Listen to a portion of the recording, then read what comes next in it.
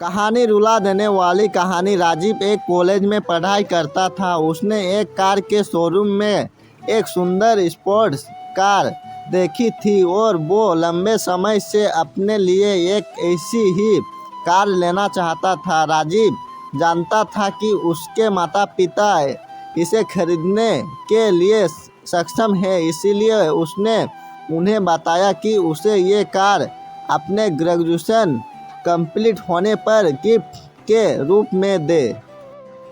देखते ही देखते वो दिन भी आ गया और पिता ने राजीव को अपने निजी कार्यालय में बुलाया। उन्होंने उससे कहा कि मुझे तुम्हारे जैसे अच्छे बेटे पर बहुत गर्व है।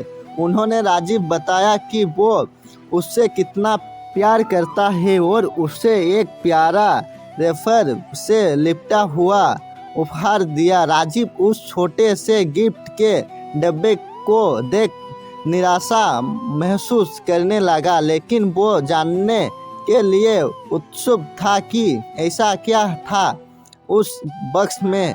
इसीलिए उसने बक्स तुरंत खोला और उसमें एक लाल कपड़े से लिपटा भगवत गीता देखी। राजीव ने कहा, आप इतने अमीर हैं और आप मुझे केवल एक भगवत गीता दे रहे हो। काफ़ी गुस्से से अपने पिता पर वो चिल्लाया और अपनी नाराज़गी और गुस्से के कारण उसने उसी वक्त ना आओ देखा ना तुरंत घर छोड़कर चला गया। समय बीतता गया, काफ़ी साल बीत गई। राजीव अब एक सफल व्यवसायी बन चुका था। वो अपने जीवन में काफ़ी खुश था। उसकी शादी भी हो चुकी थी और उसके 2 बच्चे थे। उनका परिवार एक सुंदर घर में रहता था, लेकिन उसके पिता के साथ टूटे रिश्तों के कारण उसकी आत्मा अभी भी आहत थी। राजीव अपने पिता का घर छोड़ने के बाद कभी उसने मिलने नहीं आया था। बुद्धा को उसने अच्छे से देखा तो उस पर अपने पिता की हैंडराइटिंग में कुछ लिखा पाया।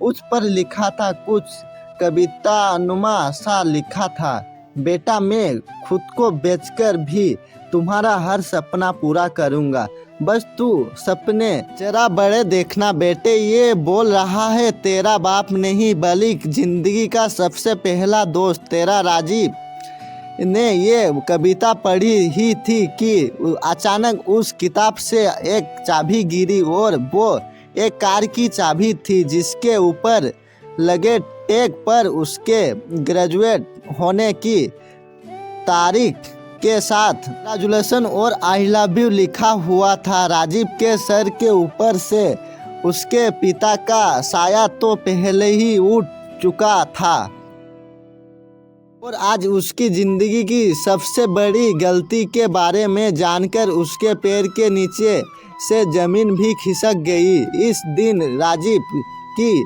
आंखों और आत्मा दोनों पछतावे के आंसू में पर हो गई। शिक्षा, इसीलिए इस कहानी से सीख लेना चाहिए कि कभी भी जीवन में अति उत्साही और अति निराश नहीं होना चाहिए और जल्दबाजी में कभी भी किसी प्रकार का निर्णय बिना सोचे समझे नहीं लेना चाहिए।